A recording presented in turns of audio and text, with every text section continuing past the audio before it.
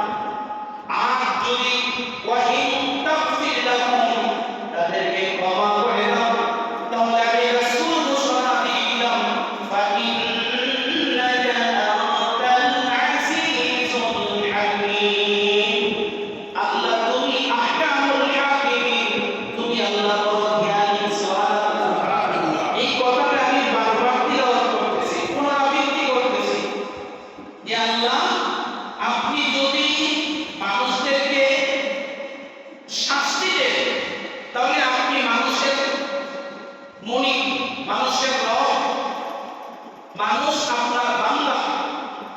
আর যদি আপনি মানুষদেরকে ক্ষমা করে দেন তাহলে আপনি আহকামুল হাকিমের উপর গিয়ে আছেন।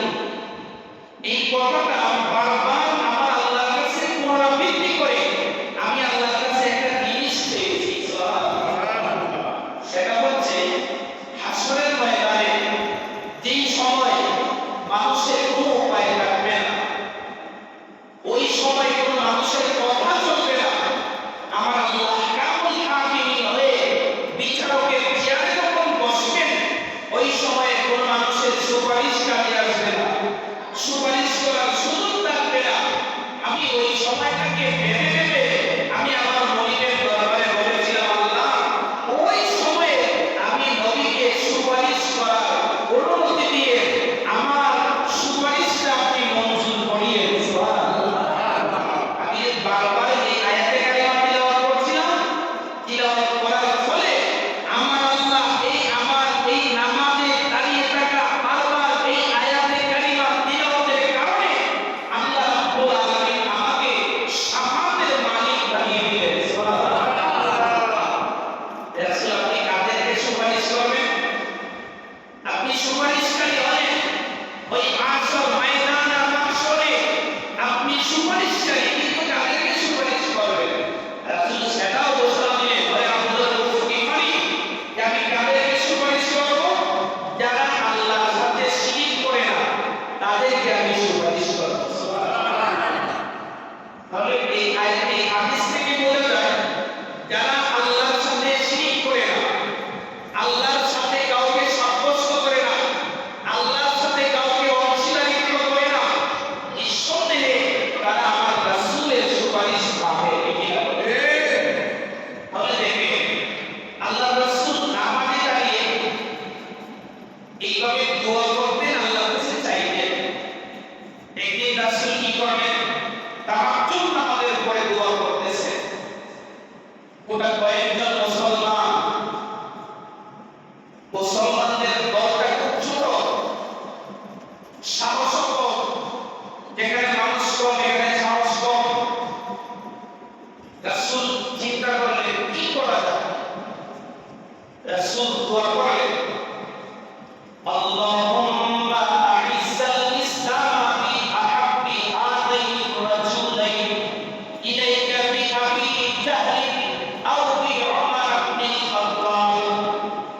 রাসূলুল্লাহ সাল্লাল্লাহু আলাইহি ওয়াসাল্লাম আমার আল্লাহর দরবারে দোয়া করলেন, মনে গো আমি আপনার কাছে দুইটা মানুষের দরখাস্ত রাখলাম। একটা হচ্ছে আবু জাহেল, দ্বিতীয়জন হচ্ছে ওমর।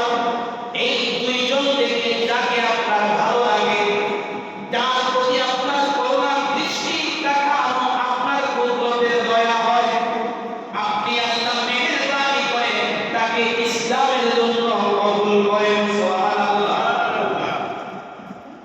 রাসূল দোয়া করলেন দুইটা মানুষের জন্য, একজন আবু জাহেল আর একজনকে ওমর। দোয়ার সময়টা ছিল তাহাজ্জুদ নামাজের পর। সুবহানাল্লাহ। তাহলে দেখেন যে তাহলে এই আমরা আজকে নামাজে আসছি, বলছিলাম নামাজের পরে সময় লাগা আছে দোয়া কবুলের সময়। রাসূল দোয়া করলেন আল্লাহর কাছে, আল্লাহ কবুল করে নিলেন। দুইজনের মধ্যে একজন হযরত ওমরকে ইসলামের জন্য কবুল করে নিলেন। এখন থেকে গুরুত্বপূর্ণ ব্যক্তি হযরত ওমর রাদিয়াল্লাহু তাআলা, যাকে আল্লাহর রাসূল আল্লাহর কাছ থেকে চেয়ে এনেছেন ইসলামের জন্য। সুবহানাল্লাহ।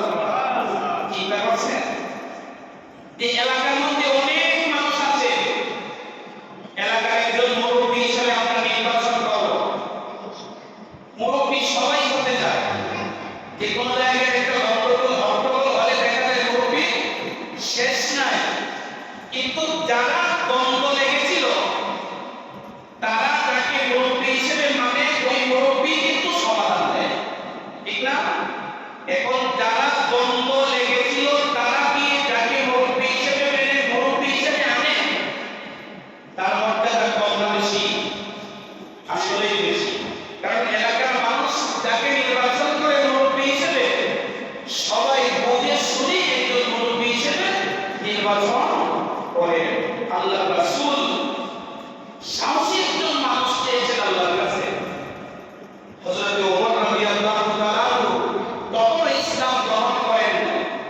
ওমর রাদিয়াল্লাহু তাআলা আনহু ইসলামের দিকে আসার তিনটা কারণ আছে। এক নম্বর কারণ হচ্ছে আল্লাহর রাসূলের দোয়া। আল্লাহর রাসূলের কি দোয়া। দ্বিতীয় নম্বর কারণ আল্লাহর রাসূলের জবান থেকে হযরতে ওমর রাদিয়াল্লাহু তাআলা আনহু কুরআনের আওয়াজ শুনেছিলেন। সুবহানাল্লাহ। তৃতীয় নম্বর হচ্ছে ওনার বোন ফাতেমা ইসলাম গ্রহণ করেছিলেন। তাদের কাছে গিয়ে ওনার পরিপূর্ণ পরিবর্তন চলে আসে। তারপর হযরত ওমর রাদিয়াল্লাহু তাআলা ইসলাম গ্রহণ করেন। প্রথম অবস্থাটা কি ছিল? দোয়া। আল্লাহর হাবিব সাল্লাল্লাহু আলাইহি ওয়াসাল্লাম পৃথিবীর মানুষকে উম্মতকে শিক্ষা দিয়ে দিলেন, রাত্রিবেলা যখন সকল মানুষ ঘুমিয়ে যায় তখন তুমি রাত্রি জাগরণ করো, তাহাজ্জুদ নামাজ পড়ো।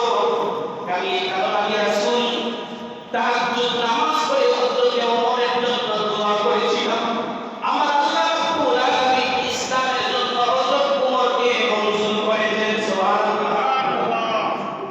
এই হচ্ছে রাসূল যখন দোয়া করেন তখন হযরত ওমর কেমন যেন ইসলামের জন্য মনটা একটু নরম হয়ে গেল।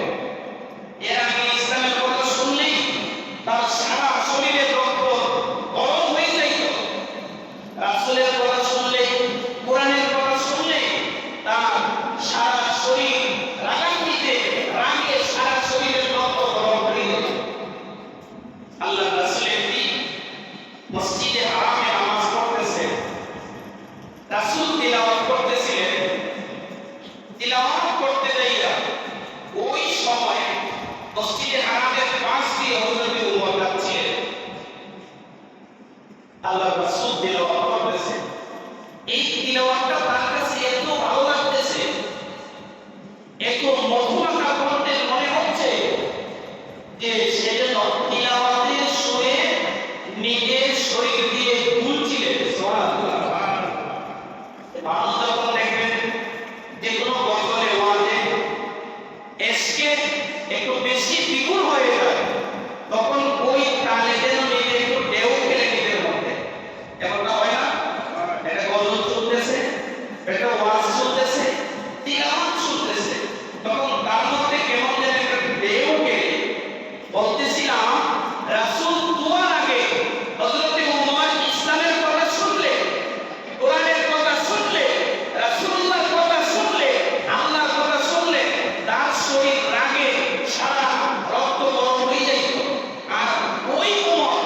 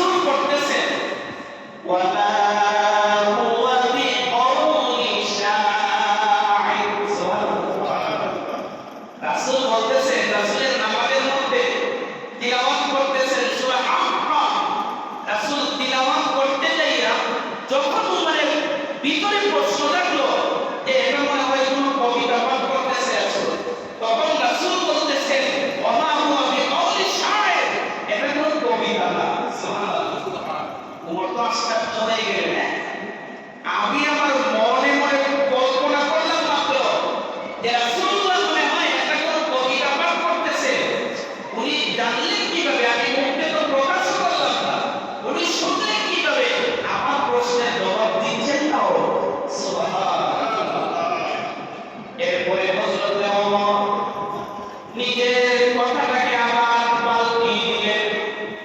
প্রথম যখন হযরত ওমর রাদিয়াল্লাহু তাআলা আনহু কল্পনার জগতে গিয়ে নিজেকে ভুলিয়ে ভুলিয়ে মন থেকে প্রশ্ন এনেছিলেন যে মনে হয় রাসূলুল্লাহ সাল্লাল্লাহু আলাইহি ওয়াসাল্লাম মনে হয় কবিতা পাঠ করছেন, কিন্তু আমার প্রশ্ন কিভাবে জানলেন যে আমাকে উত্তর দিয়ে দিলেন ওয়ালা হুয়া বিকাউলি শাইর কলিলাম মা তাযাক্কারুন।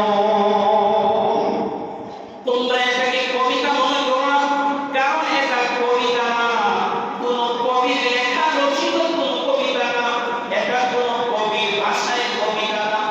দ্বিতীয় চিন্তা আসলো তার মনে, এটা মনে হয় কোন গণকের কথা। সুবহানাল্লাহ। এখন তারপরে তার মনে দ্বিতীয় প্রশ্ন, দ্বিতীয় কল্পনা আসলো, কবিতা যদি না, তাহলে তো বোঝা যাচ্ছে এমন সন্দেহ সন্দেহ মিল, বোঝা যাচ্ছে যে এটা মনে হয় কোন গণকের কথা। সুবহানাল্লাহ। যেই তার কল্পনা যে এটা মনে হয় কোন গণকের কথা, রাসূলুল্লাহ এর পরের আয়াত তিলাওয়াত করতেছে ওয়ালা বিকাউলিন কাহিন, যেটা কোন গণকের কথা। সুবহানাল্লাহ।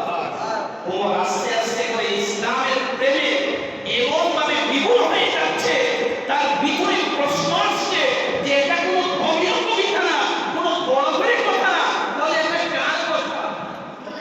রাসূলুল্লাহ আমাদের মধ্যে কোরআন তিলাওয়াতের ভাষায়, কোরআনের ভাষায় জবাব দিয়ে দিলেন তাওয়াসিলুম মিন রাব্বিল আলামিন। সুবহানাল্লাহ। এটা বিশ্বের প্রতিপালক, বিশ্ব ব্রহ্মাণ্ড সমস্ত সৃষ্টিগুলোর নিরব সেই আল্লাহ রাব্বুল আলামিনের একমাত্র নাযিলকৃত কিতাবের কথা। সুবহানাল্লাহ। ওমর আসকার চলে গেলেন। এই হলো দ্বিতীয়বার ওমর ইসলামে আসার অনুপ্রেরণার আরেকটা শুরু। প্রথম শুরু রাসূলুল্লাহ দোয়া করেছিলেন, দ্বিতীয় রাসূলুল্লাহর মুখস্থিত বাণী, মুখস্থিত কণ্ঠে কোরআনের তিলাওয়াত শুনে আরো আরম্ভ হয়ে গেল। একবার হযরত ওমর নাঙ্গা তলোয়ার নিয়ে রাসূলুল্লাহ শির নেওয়ার জন্য, শির উচ্ছেদ করার জন্য চলতেছে। রাস্তায় যখন চলতেছে হযরত ওমর, তখন একজন বলতেছে যে বনু জামাল গোত্রের এক লোক বলতেছে ওমর কোথায় যাচ্ছ? তো আমি যাইতেছি মুহাম্মদের শির আনার জন্য। তখন বনু জাফরান গোত্রের লোক বলতেছে আগে তোমার ঘর ঠিক করো, পরে বাড়িয়ে হাত দিবা। কি হয়েছে? তো তোমার বোন, তোমার জামাই তো ইসলাম গ্রহণ করে ফেলেছে। কি করো? হ্যাঁ সত্য। যাওয়াকে গিয়ে তাদেরকে ঠিক করো, তারপরে রাসূলুল্লাহকে এই রাসূলের সিয়ারত দিলেন। ওমর রাদিয়াল্লাহু তাআলা বেক করলেন, গেলেন কোন বকরিকুনি বাড়িতে, গিয়ে দেখলেন সত্যি ওই ঘর থেকে কোরআন তিলাওয়াতের আওয়াজ আসছে। সুবহানাল্লাহ। হযরত ওমর রাদিয়াল্লাহু তাআলা আনহু যেই মাত্র বলে যাইবেন, ওই জায়গায় ছিল তার বোন ফাতিমা, স্বামী ছিল সাঈদ রাদিয়াল্লাহু তাআলা আনহু। দুইজন তিলাওয়াত শিখছিলেন রাসূলুল্লাহ সাহাবী হযরত খাব্বাব ইবনুল আরাম রাদিয়াল্লাহু তাআলা আনহুর কাছ থেকে কোরআন তিলাওয়াত শিখছিলেন। যেই মাত্র খাব্বাব রাদিয়াল্লাহু তাআলা আনহু বুঝতে পারলেন হযরত ওমর মনে হয় চলে আসবে, উনি একটু আড়ালে চলে গেলেন। ওমর ঘরে ঢুকলেন, ঘরে ঢোকার সঙ্গে সঙ্গে বোন ফাতেমা আর বকরি সাঈদকে কঠোর পরিমাণের মারপিট করলেন। এক পর্যায়ে তার রাগ গুসাটা একটু নিউট্রালে চলে আসলো, নরম হলো। নরম হওয়ার পরে বলতেছে বোন তুমি কি তিলাওয়াত করছিলে, তোমরা আমার একটু দেখাও তো। বোন বলতেছে যে ভাই তুমি অপবিত্র মানুষ, তোমাকে এই পবিত্র কালাম পড়তে দেওয়া যাবে না। সুবহানাল্লাহ।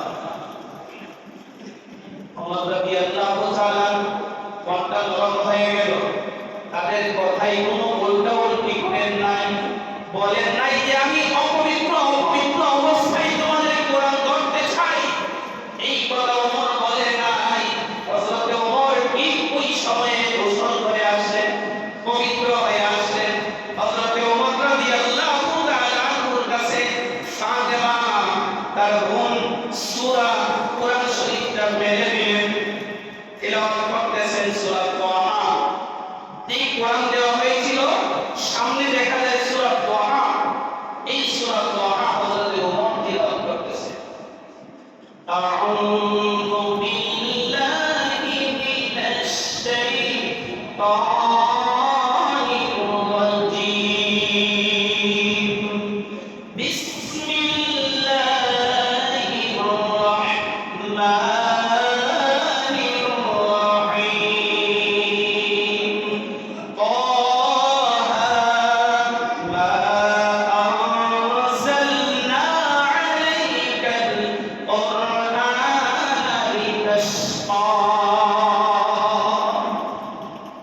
একটা মানুষ যখন রাগান্বিত অবস্থায় তার রাগটা আস্তে আস্তে কন্ট্রোলে চলে আসে, তার সামনে বসে থাকা লোকগুলা কিন্তু টের পায়, ঠিক না?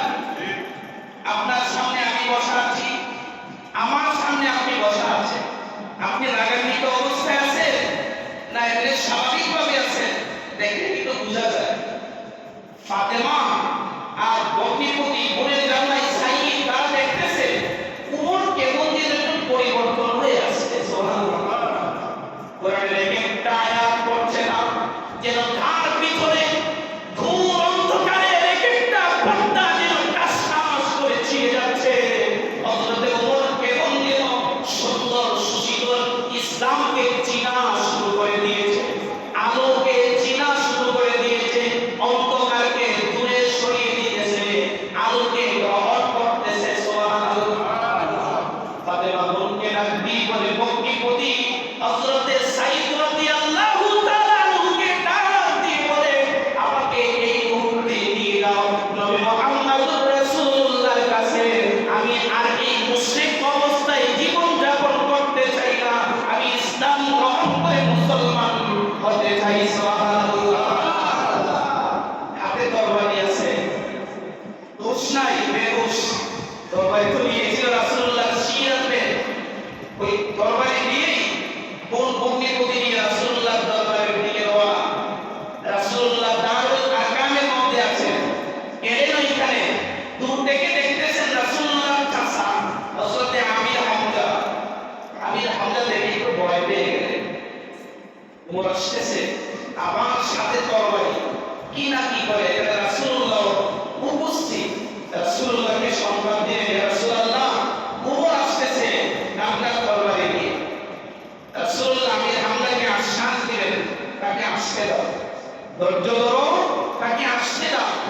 ওমর আসলেন, তাশরীফ দিলেন রাসূলুল্লাহ দরবারে। আর কোনো কথা নাই, ইয়া রাসূলুল্লাহ, ইয়া হাবিবাল্লাহ, নবী গো, আমি আমার মন থেকে ভিতর থেকে আমি সাক্ষ্য দিচ্ছি আপনি রাসূল, আল্লাহর পক্ষ থেকে নবী। একমাত্র এই বিশ্ব ব্রহ্মাণ্ডের একমাত্র মালিক আল্লাহ। লা ইলাহা ইল্লাল্লাহু মুহাম্মাদুর রাসূলুল্লাহ সাল্লাল্লাহু আলাইহি ওয়াসাল্লাম। হযরত ওমর ইসলাম গ্রহণ করলেন। রাসূলুল্লাহ দোয়ায় বলেছিলেন আল্লাহর কাছে, আল্লাহ আবু জাহেল তো ওমরকে চাই। রাসূল পেয়ে গেলেন ওমর। ওমর তো সাহসী মানুষ, যারা একটু সাহসী মানুষ তারা যে কোনো জায়গায় গেলে দেখবেন সাহস দেখায়, ঠিক না? তাদের সাহসিকতার একটা ব্যাপার থাকেই, যে কোনো জায়গায় থাকুক সাহসিকতার একটা নেশা তার মধ্যে থাকে, উঠে উঠে যে কোনো জায়গায় গেলে। ইসলাম গ্রহণ করছে ওমর। রাসূলুল্লাহকে বলতেছে যে রাসূল, আমরা দিক দিয়ে দাওয়াত দিতেছি, সেটা সত্য না? রাসূল বলতেছে, হ্যাঁ এটা সত্য। রাসূল, আমি চাই এই কাবায় বাইতুল্লাহ শরীফে আল্লাহ তাকবীরের ধ্বনি দিয়ে একটা মিছিল দিতে চাই। সুবহানাল্লাহ। এমন সাহসিকতার কথা। পুরা এলাকার মুশরিক